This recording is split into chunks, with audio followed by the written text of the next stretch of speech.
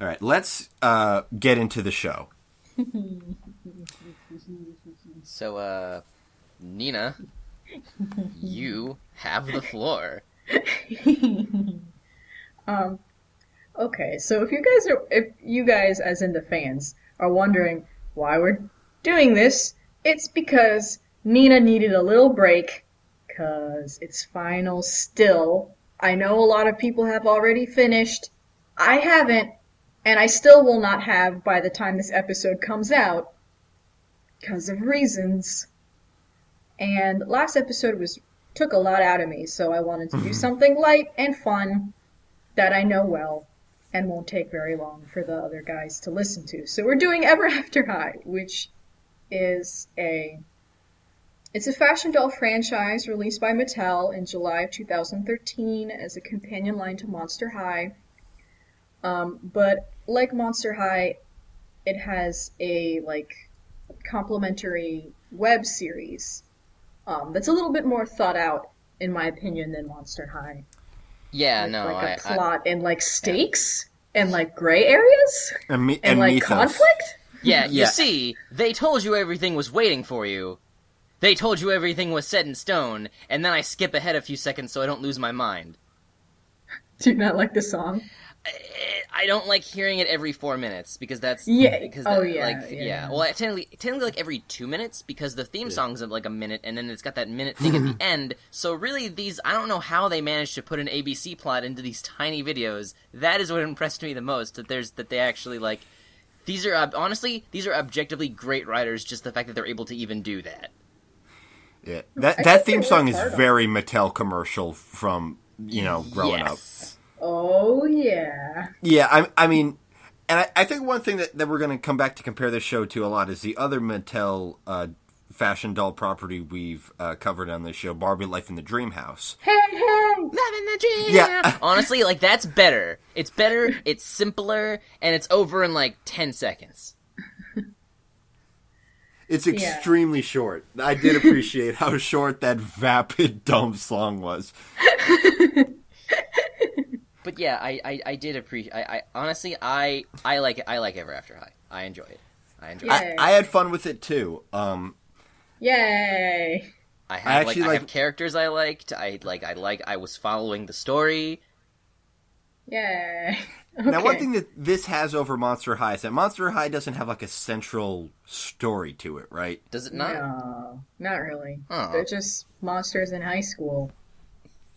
That's weird. And sometimes things happen. Whereas this has that whole destiny hook. Yeah, this had a really great freaking, I really like the story. It's really weird because, the spin-off, which was supposed to be, appealing to the parents who are like, oh, Monster High is too scary and gross and weird, and we need something normal. And they're like, okay, princesses. They did princesses. What super Mormon said that Monster High is too scary? I can't tell you how many times I've been in the toy aisle going on my doll hunt, as I do. Ooh. And, Barbie is opposite from the Monster High, so I'll be looking at Monster High, and the parents will be looking at Barbie, and they're like, oh, I can't believe those are still a thing. I would never buy my child one of those. And I'm like, lady, shut your mouth. What? They're the funnest, honestly, I'm not a doll person, but it's objectively, those seem like the funnest. At least they're all, it's a really interesting theme. They got a lot going on with them. It's not just do you want the light-skinned Barbie or the slightly less light-skinned Barbie? Take your pick. It's the same girl. Yeah, whereas Monster High has blue lady with a huge afro, Honey Swamp, daughter of some kind of croco monster. Daughter of the Honey Swamp monster from the famous urban legend from Louisiana. Oh, really? Yeah. That's a deep cryptid cut. Yep. Yeah, I mean, some of them are pretty deep. They ran out of the Universal monsters, so they had to go to... Do they have... Is there a Loch Ness girl? Yep. I shouldn't have even asked. Is her name Nessie? Yeah, she premiered along with the Bigfoot girl. Oh, there's a big... Are her feet big? Or does she have, Yes, her feet are gigantic. They're bigger than any other Is that Marisol? Yep. She's the daughter of the South American version of the Bigfoot. Because that's more interesting. And they also have a Yeti, Abby Abominable. Here's the thing. I know I have Osmo so much about these dolls. Like we've mentioned Nina collects them. She's got, it's over 50 dolls from both franchises, right? Combined, yeah. I have seen her collection. Oh, I mean, at least the one she You displays. slept under it. Yep. They had them watch protected over me you. in the night. And so here's the thing. Like I've been getting really into Amiibo recently, and you know I've got like 13 of them. But I'll never feel like this is out of control because I turn around and the opposite side of the basement is Nina's 50 goddamn dolls. So I'm like, okay, I'm good. Well, I'm glad I give you a sense of perspective. Okay, I like these dolls though. I like them too. Some of them are fucking hot as hell. Like my favorite is Venus McFlytrap, is like punk green lady who's the daughter of the plant from Little Shop of Horrors. Really? Half of her Audrey? head is shaved. How do they They don't couch say it? Yeah, they can't. The plant monster or something. What is it? Yeah. What's the exact I phrase? think it's Plant Monster, yeah. Yeah, it's kind of like in near the end of Ever After High, they introduced the daughter of the Dark Fairy. It's like it's Maleficent. Well, the Dark Fairy was what she was called in the fairy tales. She was just the Dark Fairy. Yeah, but I let's think not. Disney added But let's that not name. pretend that Disney is the only reason anybody knows any of this. Yeah. Yeah. Anyhoozle. So Ever After High is based on fairy tales and various fantasy stories. And despite being more light and pastel-y in aesthetic, the actual plot is a little bit more serious.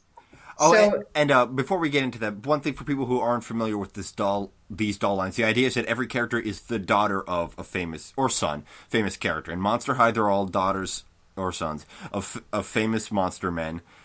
Here, they're all the children of, famous fairy tale characters. You know, And that actually goes into the plot of Ever After High. yeah, It's like a in destiny a way thing. that's really weird and interesting.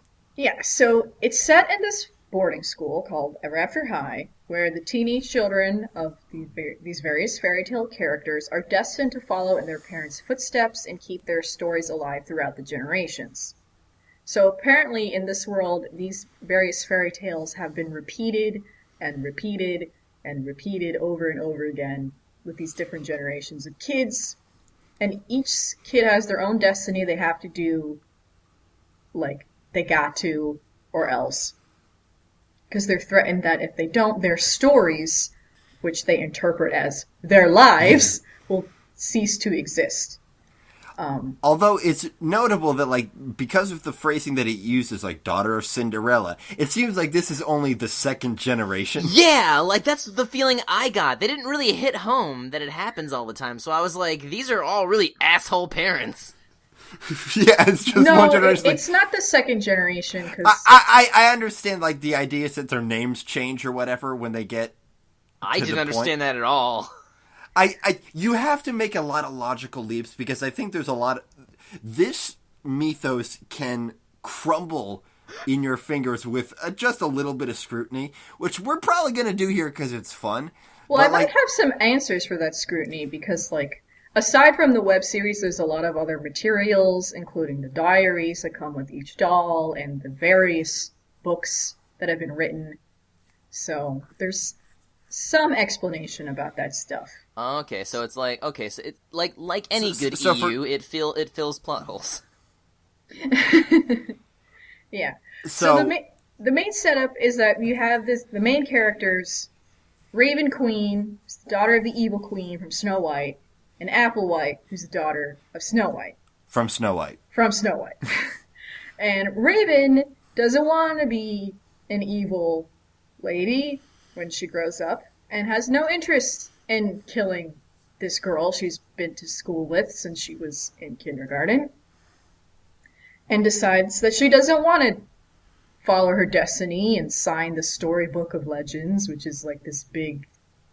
It's like a magical contract. You sign and you're like, I vow to go through the same goddamn motions that my parents did. I'm sure it'll be so interesting to read this story again.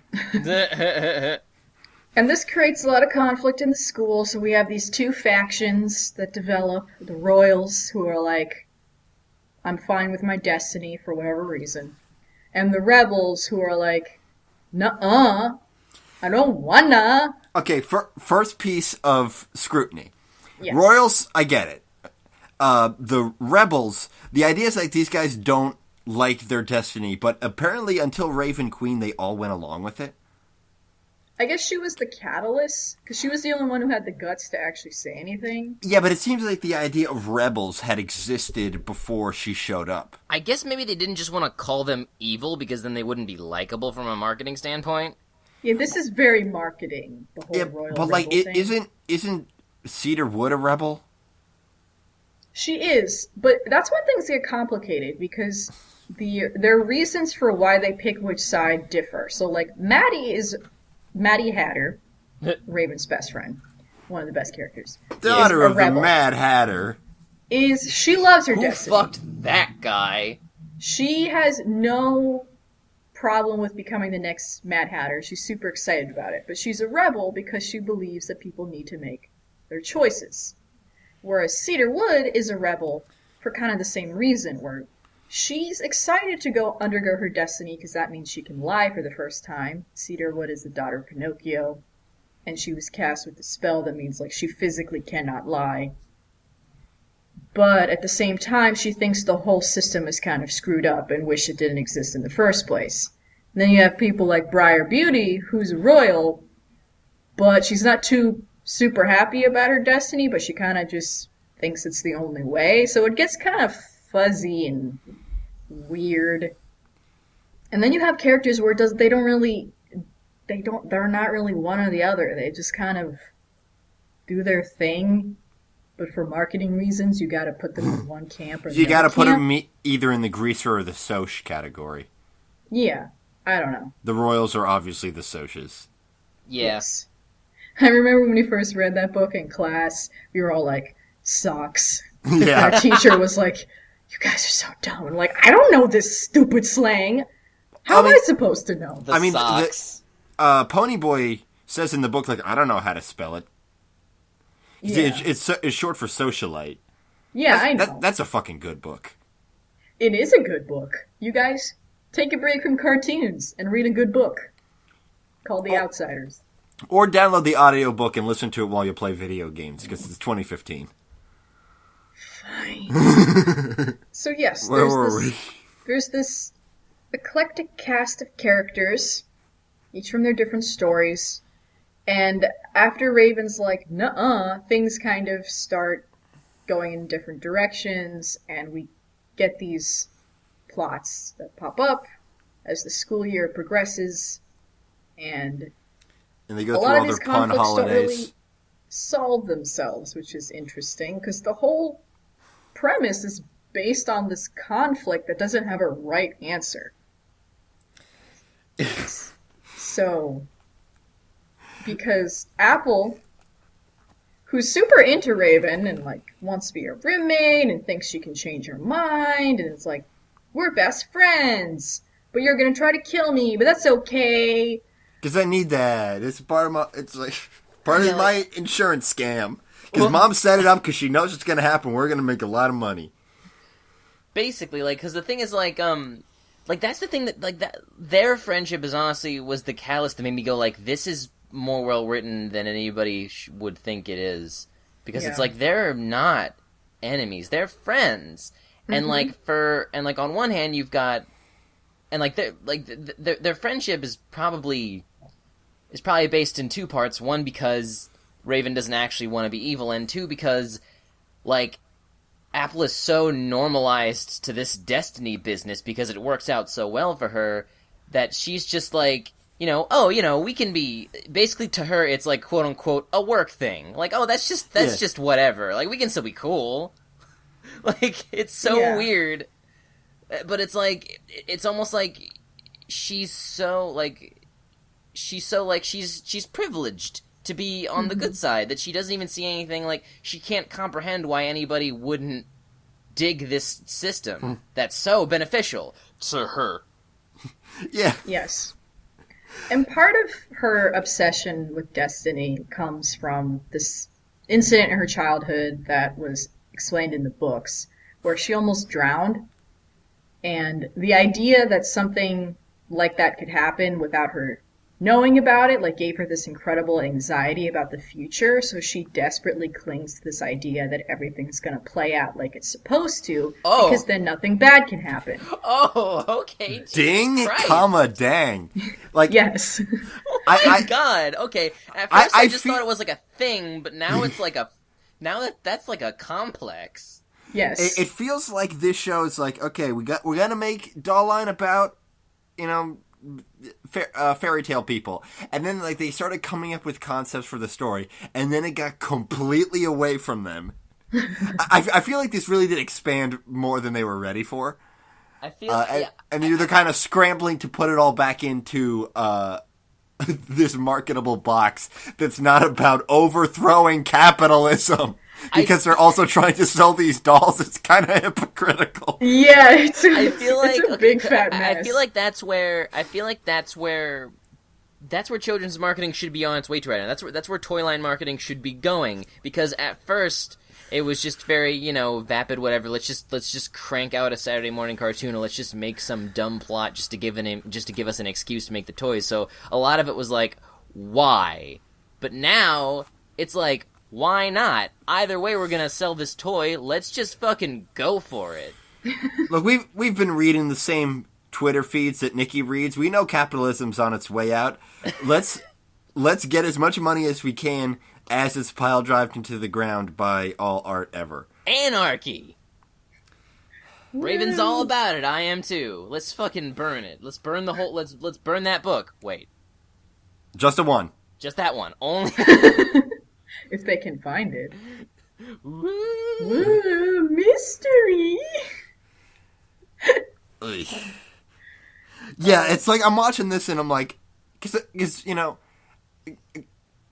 I did not expect it to raise all these questions that it was kind of unequipped to answer. It was kind of like Pokemon Black and White, where it's like these people were like the writer of the game was like, they accidentally wrote a story where they established the kind of difficult to debate against point that training Pokemon is objectively morally wrong, and they had no way to resolve it except for a cop-out. Yeah. Whereas this one, the entire franchise is banking on them not resolving the conflict, because then it would be over, and they couldn't sell you things anymore. So it's one of the things where, like, you can see the writers kind of losing their minds. Like, You're like, what how do do we do? What have we done We've already wrote ourselves into a corner. in the first goddamn episode? I know, like they. So it's people very interesting. It's very interesting to watch from that perspective. And then, of course, on the surface level, it's just some fun. The humor is very broad. To compare it to Barbie Life in the Dream House, Barbie had like two stages of humor. It had extremely broad, slapstick type stuff, a lot of people looking at the camera, and then like some extremely smart jokes making fun of Barbie as a cultural institution. Like I said in that episode, the central joke of Barbie Life in the Dream House was Barbie's obscene privilege. Yeah. Ever After High doesn't ever really elevate itself beyond the kind of broad humor for kids. Like, every time I actually laughed at this show was just because the joke was so dumb, it flipped around. Yeah, it's very silly. There's so many moments where it was like, oh, if I was writing that, I could have pushed it further to a better joke, but this isn't for me, in a lot of reasons. Yeah.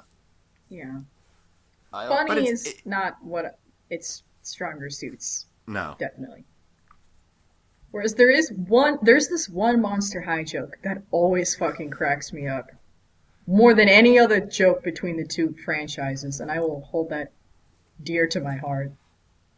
Because it'll never happen again. Will you be able to explain the bit here, or is it not going to work? No, it's just the delivery is so great. What's the episode so people can look it up? Crap. It's an episode, one of the early episodes with Claudine. Let me just quick look up Monster High episode. Claudine Wolf, is it daughter of the werewolf or of the wolf man?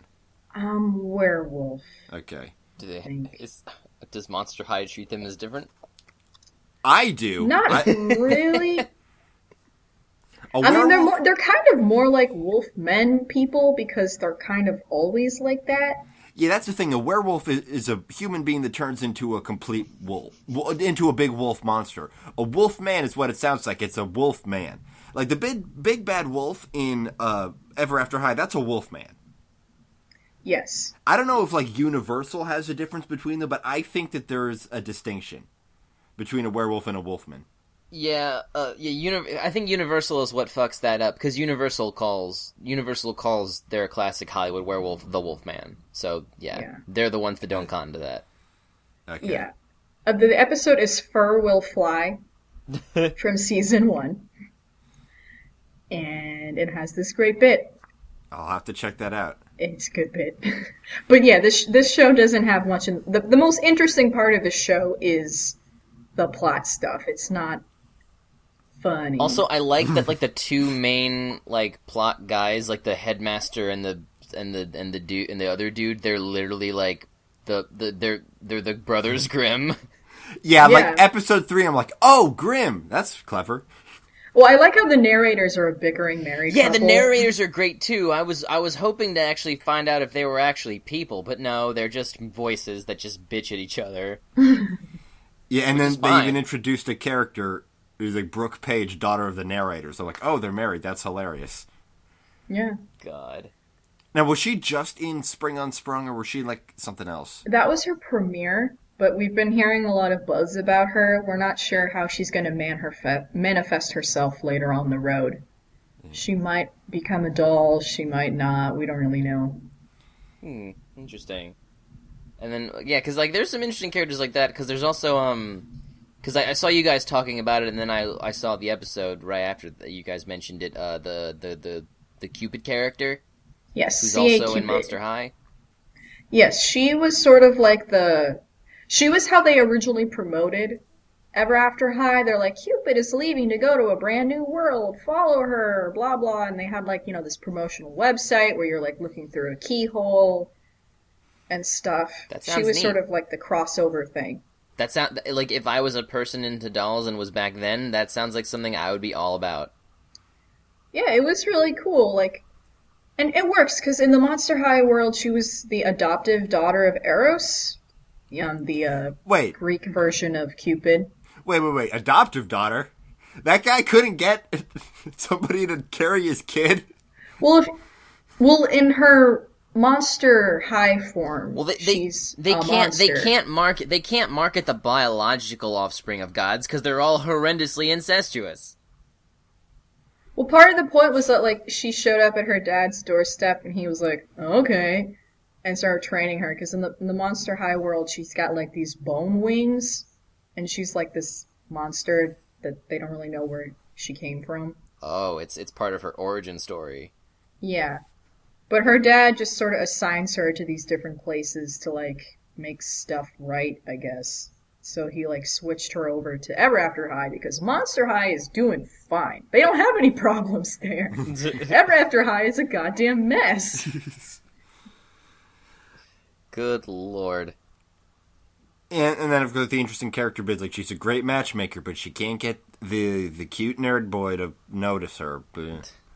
The cute nerd boy in his tonally unfitting high top chucks with the rest of his royal outfit. I love his high top chucks. Do they make because I noticed that, like, you know, a lot of the dudes have the same basic anatomy like the girls do. So are there dude dolls? There are dude dolls. Okay, great. So Now, they're super short-packed, right? They're, like, impossible to find? They tend to be. Dexter was. Yeah, no, Hunter was a 2-pack with Ashlyn, so he was much easier to get a hold of. What about the main man, fucking Sparrow? He has not been made into a doll yet. There's only robbery, garbage. I know. Also, did you schmucks realize that, like, there are two completely unrelated characters in this franchise with the same last name, Sparrow Hood and Cerise Hood? Good job. Well, they're cousins. Oh, well, fuck! Yeah, it was revealed in the books that they're, like, extended cousins. Okay, well, I guess you got me, Mattel. Are you don't fucking worry, happy? Nikki. It's probably a retcon. They probably went, wait, fuck. Fine, shit. they're cousins. Damn it. It probably wasn't like even a the damn it thing. It was probably like, whatever, we can lore this and, like, we can lore this over our lunch break. It's like the other thing is, like, the Charmings are unrelated to the White family or whatever the other prince... Was that Where's Prince Charming from? Was he Cinderella? There are multiple Charming families, but they're not all related. Okay, yeah. And basically, All right. the offspring of the Charming families are destined to be the prince of any story. It's not a specific story. So wait, Daring is we know he's destined to be the Prince Charming in Snow White, but we don't know what which prince of what story he's supposed to be. So the Charming families, their job is just to produce a bunch of handsome princes for all the other stories. Wow. What a burden. So wait, they get their pick of their destiny? No, it's assigned to them. I don't know how Daring... I guess they just knew Daring's from his birth, but for whatever reason, Dexter's is a secret. Gasp. I'm sure it's gonna be... They think it might be related to the family curse. Oh. This is more doll lore than I ever thought I would know in my life. But then again, I'm not surprised. Yeah, like... I'm at a point where I just have to embrace how much I know about these dolls, because it's like, oh, there's some cool stuff in here, and it would be so much more work to try to avoid knowing this stuff at this point. Yeah. Than to just osmose it. It's like, interesting. honestly, some of those, Lena, don't be sorry, some of those dolls are fucking hot. Well, because, like, the more I think about it, it's like, you know what? That's not, like, it sounds far-fetched, but I think it's just because, like, I don't know, I think it's more closely related to the toy line than other franchises whose side media can sometimes get really far away from their toy line. Like, you know, like Transformers.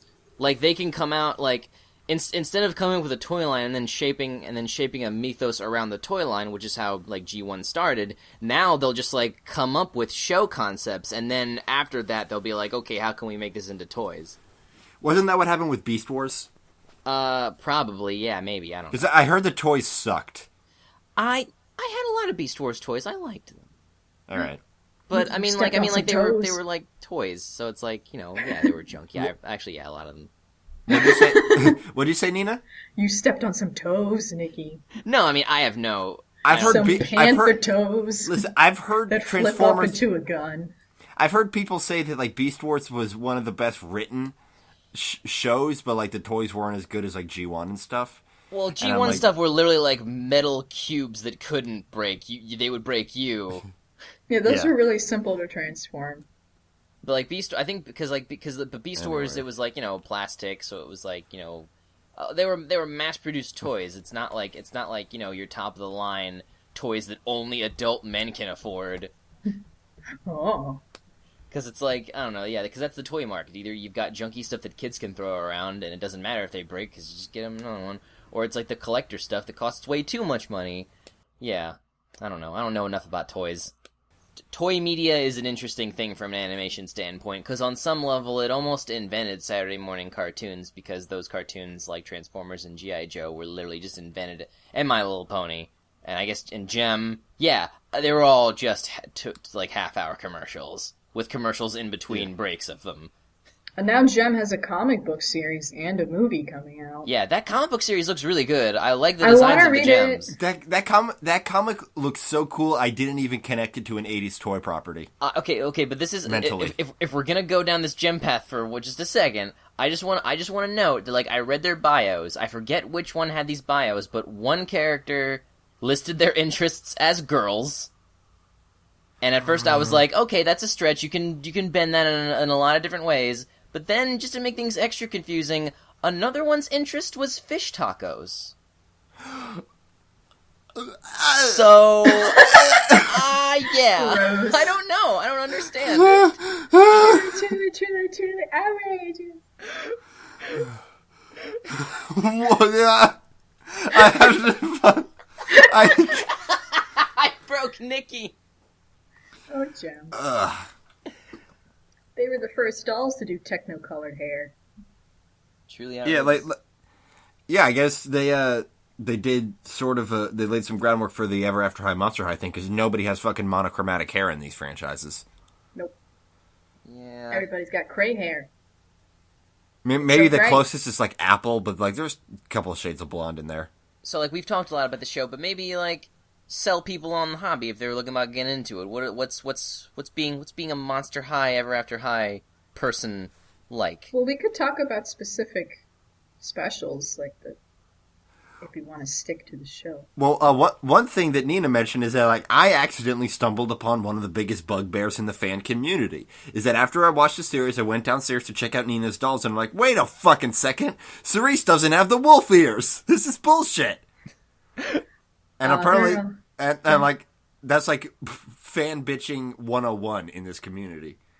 This community has a lot of grievances about things, and many of them are legitimate. I'm not going to pretend that they're not. Diversity, in particular, is a big grievance of the community. Isn't it always? You know, they're not wrong. You just got cedar, and she's made of wood, which people say is an excuse that she's not actually black. Oh my god! And Those like, people are completely unstoppable. I hate them. They're pretty bad. You can't like that's just the biggest, thickest wall of solid brick stupid. You can't like that's I hate people like that. Now, isn't Gingerbread House, which I insist on spelling bread H-A-U with an umlaut S, like I insist that they're wrong. I agree with you, that would have been much better. Is she also black? I believe she is some kind of non-discriminate person of color. Garbage. Yeah, and frankly, Briar Beauty is also brownish, but like Yeah. that's 3. Yeah. Like Monster High is also not great at this, but they've got a lot of. Well, Monster High is better at it It's certainly because better. everybody's a different color. Like, no like, one's literally. even human. Like, Yeah. everybody, blue and purple. It's like the fucking Remember the Titans. I don't care if you're black or white or purple or polka dot. Like, that's what Monster High is. Like, Yeah. it's crazy. And then even though you've got like that one blue character I mentioned, Honey Swap, who's explicitly coded black. She's got the huge cool afro, and she's from Louisiana. So Yeah. and there's other like coded racial stuff in there, as well as characters that are explicitly like Chinese, Jennifer Long, or isn't there that who's that yokai from and I'm not making this up. You think I would Shibuya, Japan? No, that's where Draculaura goes for Monster Exchange. I don't know where The yokai Kiyomi is from. Kiyomi didn't come from Shibuya. I don't think so. Kiyomi Haunterly is the daughter of the Napera Bow, or the faceless ghost monster. She's actually named after one of the head designers of Monster High, Kiyomi Haunterly. Huh. They need like 700 more yokai. Like, Yeah. they just need the next line is just all yokai. Dude, that would be amazing. I love yokai. Yokai are the coolest. One of them just needs to be like the daughter of. I know this isn't a yokai, so get off my butt. But like one of them just needs to be the daughter of Godzilla. Right? Just Well, clear apparently the she Godzilla. has a kaiju as a pet in the lore. No, I just want them to make like a 32-inch doll who's the daughter of Godzilla. They're making a 17-inch doll, which is the daughter of the Blob monster. That's gonna be cool. huge. What's What? her name? Okay, so wait, so she's she's a blob monster, but she's bipedal. Yes. So that would mean that something, because obviously the blob is not a gender, something found a way to reproduce with a blob. Like I feel Yes. like we're not. I feel would like figure we're the not blob would- really like thinking about the ramifications of these offsprings. No, So here's people the thing. are like take a via. Oh shit. But while you look that up, I figured the blob would reproduce by mitosis, Yeah, right. Like and like, maybe Yeah. after enough times, like Like one I'm of just them just got picturing, like. like I'm just picturing they get the box and it's like it looks like there's like a like it looks like a viscous, just like the doll shape is in there, but then you open it up and then like It just the melts blob, out. it just melts out. They just put it in the packaging mold. Well, like the packaging's actually kind of cool because she's like so big. She's like trying to break out of it because she can't even fit in the box. That's neat. Yeah. Apparently, her story is that she was found by circus people and she was a little blob. And then she just kept growing and growing to the point where she had to make her clothes out of the circus tent because she outgrew the tent. Wow. This franchise does some cute stuff. This franchise is adorable and I love it. I'll be like, think about Avia Trotter. She's the daughter of a harpy and a centaur. And the harpy's the mom. Oh! Yeah, I'm okay. assuming that's an egg situation. Okay, I for the found the sake of daughter. I Mama found the daughter Harpy. of the Blob on the Monster High wiki. Guliope Jellington. Hmm. Wow. Things maybe Guliope? Maybe. Guliope. I kind of like Guliop because it's like, It's an onomatopoeia because of, she's of like, her dripping from the floor. Guliope. but also, like, yeah. trapeze people being like, Aliop? I don't know. That's Oh, I see. Because they already have Gulia Yelps, daughter of a zomboid. yeah, but Gulia as in ghoul. This is Guliop as in goo. Yeah, I get it. Anyway, we're talking about Ever After High. Ever After High and its lack of diversidad. They've got like two blackish characters and one brownish character. It's not great. Wait, there's a character. Okay, I'm sorry that we're back on Monster High, but there's a character called Finnegan Wake. Yes, he has not come out yet. We're not sure what his deal is. And there's also a character that's a pun on Quentin Tarantino. I don't remember the pun name, but something. For everybody that hates Nikki's laughter, don't listen to this episode. Maybe it's like Quentin Tarantulino or something. No, it's a What kind of monstron I is think it's he? a harpy. I think. I don't know. These are characters that are far into the future that we don't know about yet. Oh Because my we get god! we get these copyrights like forever in Quill advance. Talentino. Quill Talentino, yeah.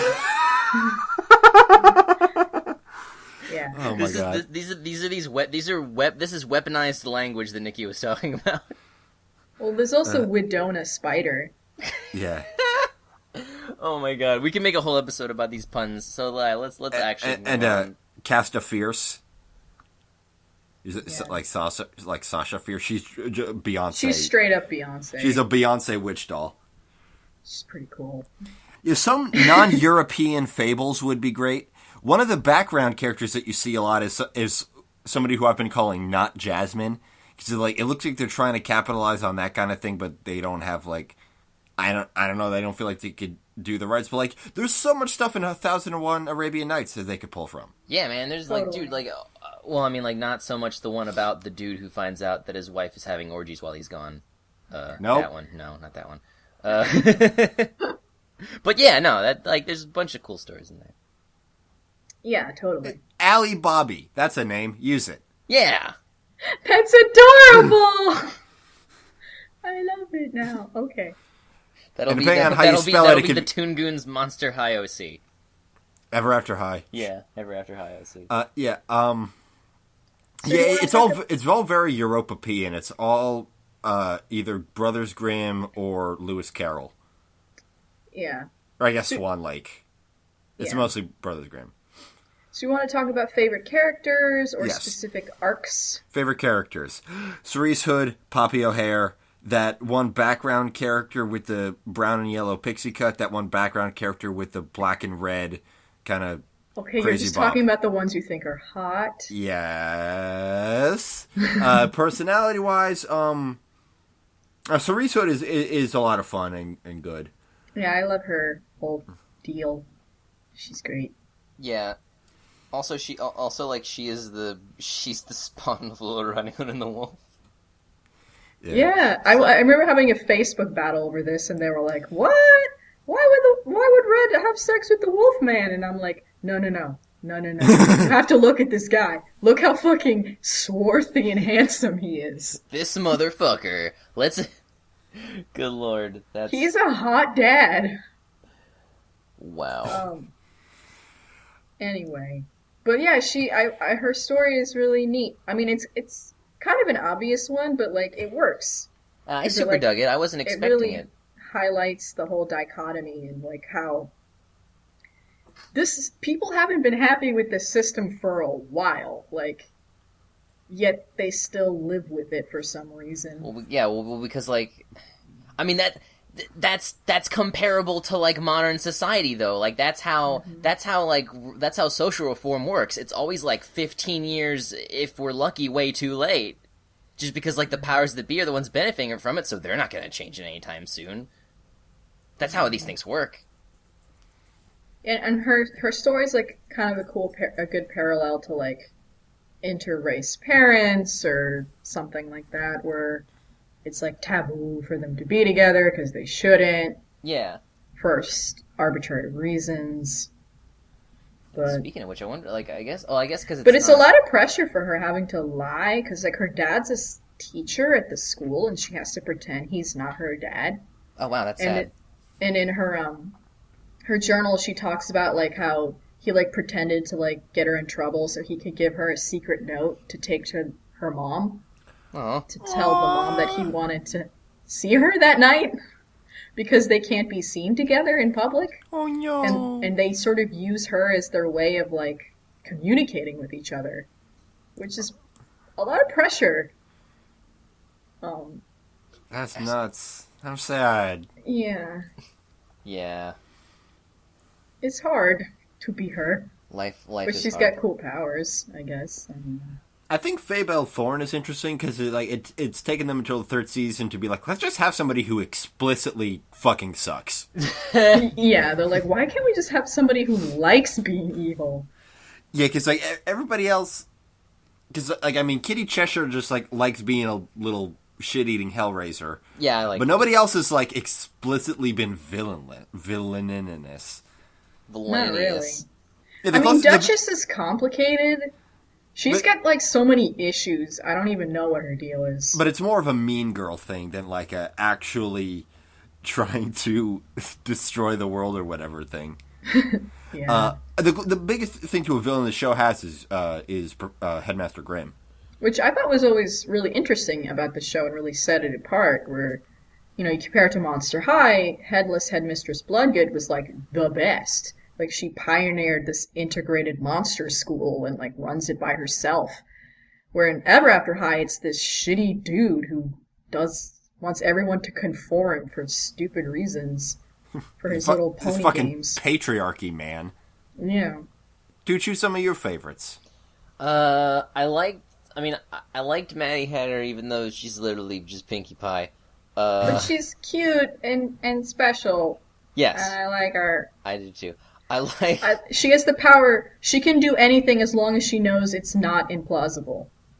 So she'll just do random shit until you tell her that that's not possible, and then she's like, "Oh, okay." She works on the infinite probability drive from Hitchhiker's Guide to the Galaxy.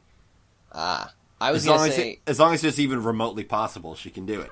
I was gonna say she reminds me, like, not that I'm into this, but just because I have friends who are. She reminds me of the orcs from Warhammer, who have such immense psychic power that they can just make anything a reality, but the only reason they're able to is because they're too stupid to know it's not possible.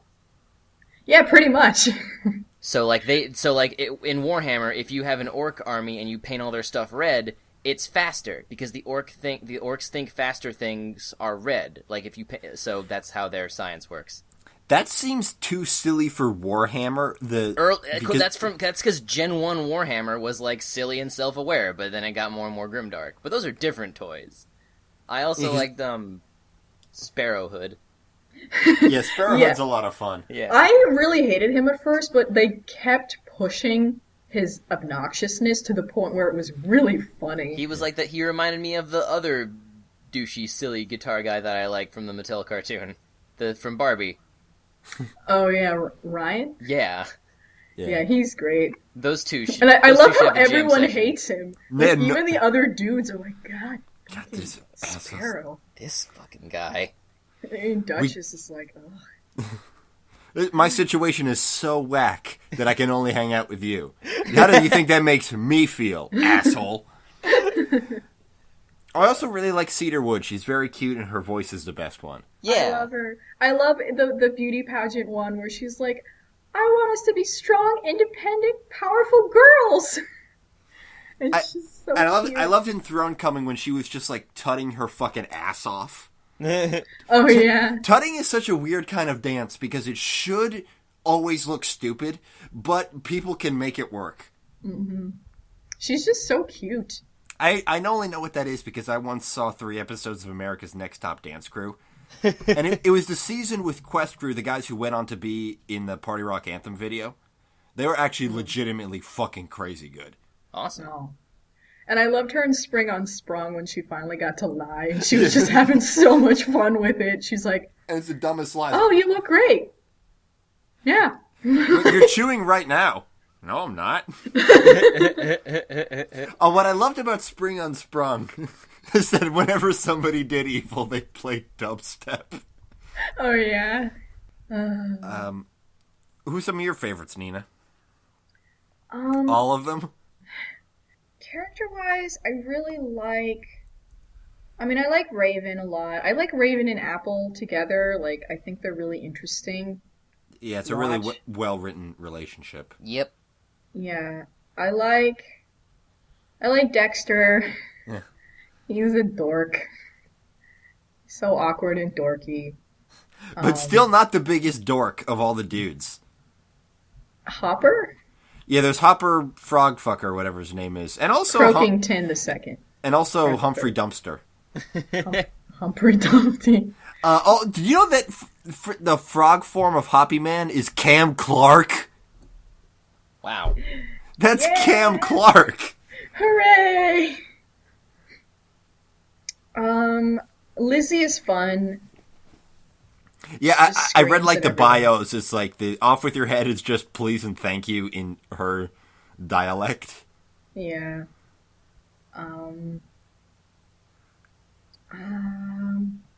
I like how annoying Blondie is.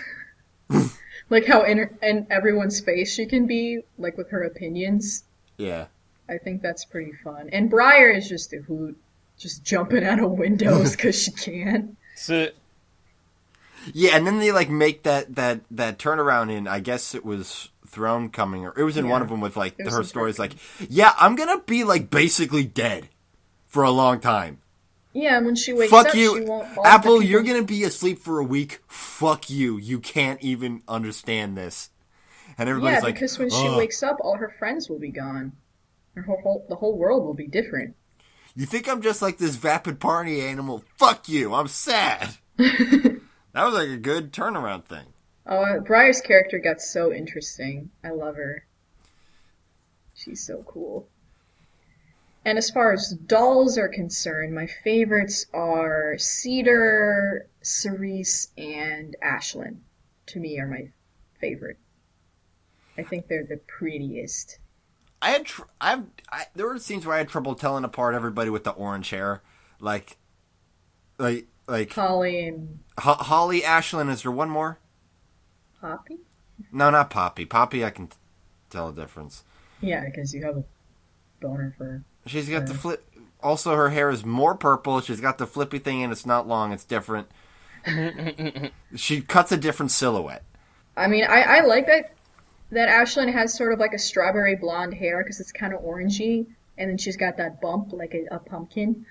I think it's cute. I didn't catch that. Yeah, it's like a little pumpkin on her head. See, I guess let's talk about the story things that they did, because most of the episodes are, I guess, what you would call filler. But they had the 2 Netflix specials, and that the opening part with the sign of the book, and the 3-part True Hearts Day, where C.A. Cupid's like, "Here's a better Valentine's Day that's not as commercial." Yeah. Yeah, Oh, so like, I also really like Melody Piper. yeah, I mean, we don't know that much about her. Has her She's doll pretty come out cool. yet? No. Are any of the other girls don't have a doll yet? The only dolls that are currently floating around that I don't have are right now Faybelle and Darling Charming are kind of available. They've been selling out at Amazon a lot. Darling Charming? Darling Charming, she's the twin sister of Dexter. Huh. Yeah. Her deal, she was actually, you know when the White Knight took his helmet off at the end of Spring Unsprung and it was that flowing hair? Oh, is that what that was? That was Darling. Yeah, because I was like, whose hair is that? Is that Ashlyn? Is that Holly? What the fuck? No, it's Darling. Okay. Because her thing is like she's supposed to be a princess or something, but she's like, nah, man, I want to be a knight. Fight shit. she sounds like my favorite. Yeah, that's gonna be great. And Yeah, then, she's pretty cool. are there any dude dolls that you don't have, or like, do you have the only two that they've made? I have the only two that have come out. That's bullshit. I mean, The fans would agree with you. Yeah, I mean, especially like Daring, like he's such a main character. You'd Yeah. think he would be released. The next dude Now, doll to come out is Alistair.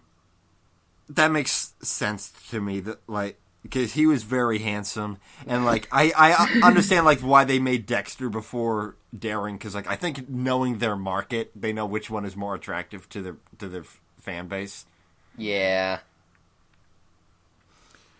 Yeah, Mattel's kind of not into the dude dolls. They don't sell as well as the girl And dolls. they're always super hard to find. I really like how the story starts off by splitting the perspective from the get-go.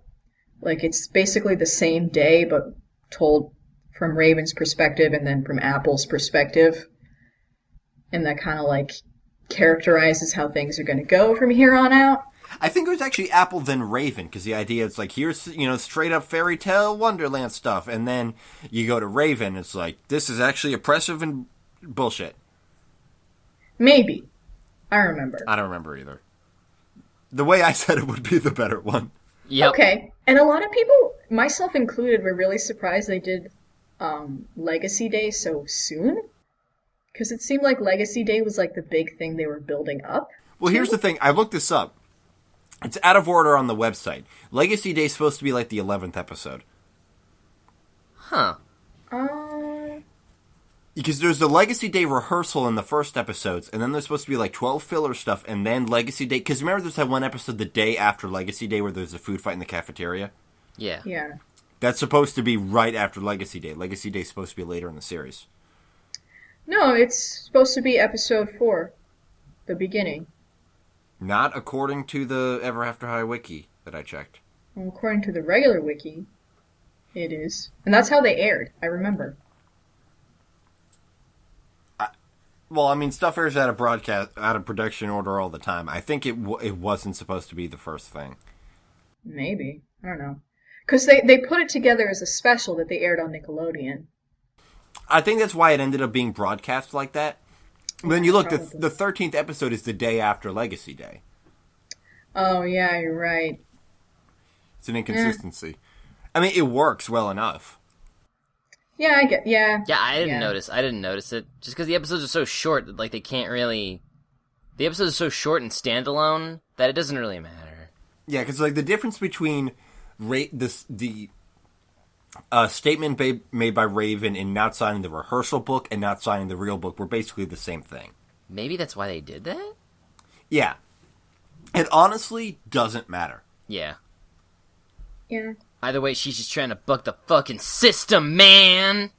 I really love the music in that scene where they were like showing her terrible life flashing before her eyes, and it's like, oh, oh, oh, oh. And I was like, oh shit, this is getting fucking real. It's like, can you blame her? She doesn't want to be like pulled apart by chains all day, and everybody's like getting mad at her. I know. This is what privilege is. Anything else we want to talk about, or do you want to start wrapping it up? I think it is very well written, and I enjoy the writing of it Yeah. a lot. Especially when things get serious, like with Briar's development. That was really great. Yeah. Like Yeah, that was... they showed some chops there. And I love that fight that Raven and Apple had when they were making the floats, where they were accusing each other of being selfish. And they were both, Raven was like, you're being selfish. And then Apple's like, you're being selfish. No, you're being selfish. But it was like much more well handled than how I'm describing it. Yeah, like Apple's like, you might kill everyone, and Raven's like, you are enslaving everyone. Yeah. Like this show, and like the show itself, it seems to take more of a side with the idea of like choosing your own destiny, because like that's the better message.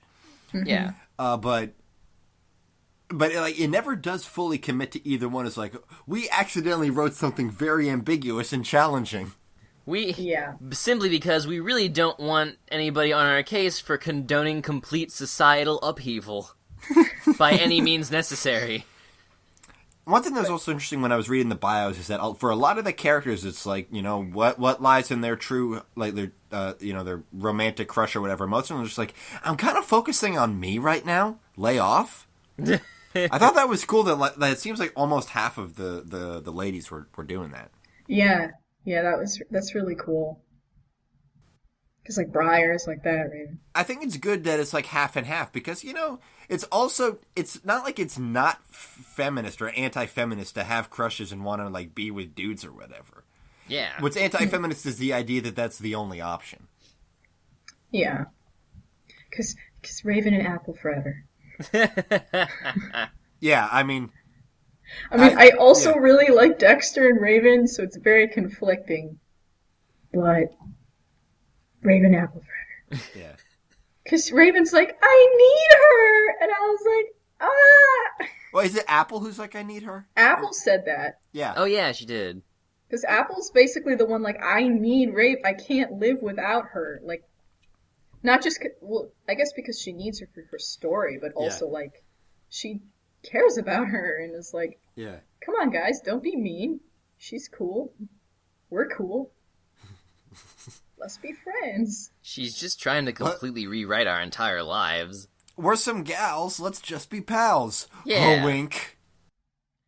I mean, Apple's really interesting because, like, she's painted, she's like the most popular girl in school, and she's like supposedly this ditzy person, but she's actually like really smart and cares about her grades and puts a lot of pressure on herself because she's like, I'm going to be queen. I have to actually be prepared to rule a kingdom and be responsible for myself. Like, and then she has like the inferiority complex about her hair because it's supposed to be black, but it's not. And she Is gets that in really the book? Yeah. Because, like, I guess she takes after her dad or whatever. Because at first I'm like, Snow White has black hair, but of course, they got to make her the main character, so she's blonde.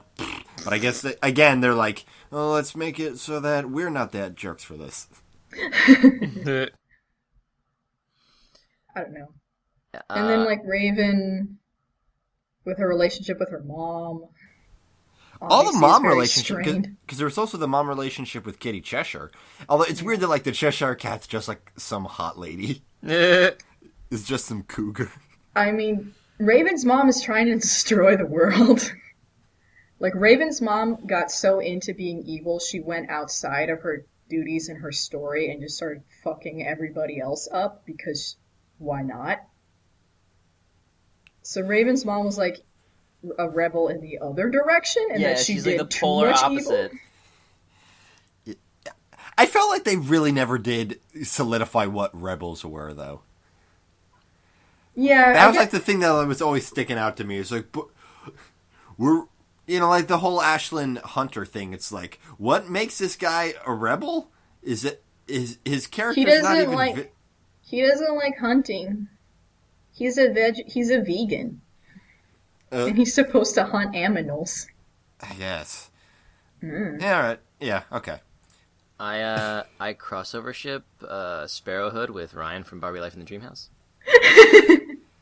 I think their egos would clash too much. Oh, it would be beautiful. They'd just be screaming and playing terrible guitar. Yeah, it's just like them in bed with their guitars at the foot of it like dogs. Gross. I guess a rebel is just anybody who's not cool with the system. Yeah. And a royal is somebody who's like, whatever, I don't care. Do we want to wrap this up? Yeah, so final thoughts on this show. Dolls are cool. I like them. Surprisingly pretty smart.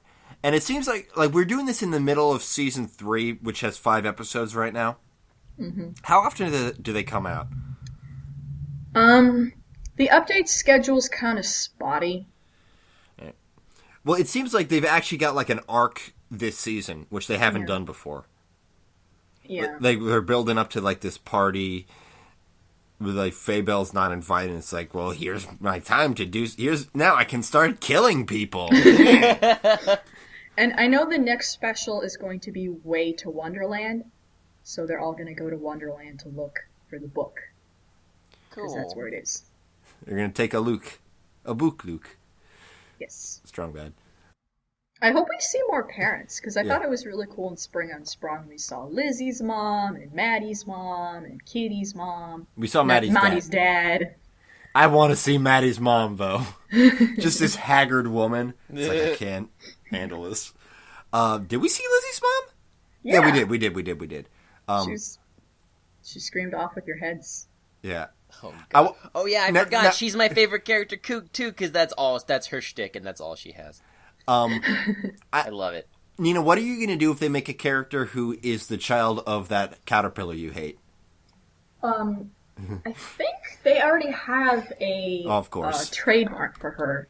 Her name is like Kari Pillar or something. I don't know. Carrie Pillar. Carrie Pillar, yeah. A trademark exists. She is pseudo-confirmed. Yeah, I like how in the episode descriptions they're talking about the characters and they always need to put the trademark after it, so it's like Pokemon. It's like, calm down, guys. Yeah, it's just like they work really hard on those terrible pun names. If anybody's wondering, the Pokemon names are bad in Japanese too. The worst one is Umbreon. Umbreon in Japanese is called Blackie. Wow. That's worse than my go-to Japanese Pokemon name, which is Magmar's Boober. I'm particularly fond of Thunder and Thunders, which is, I believe, Zapdos and Jolteon, respectively.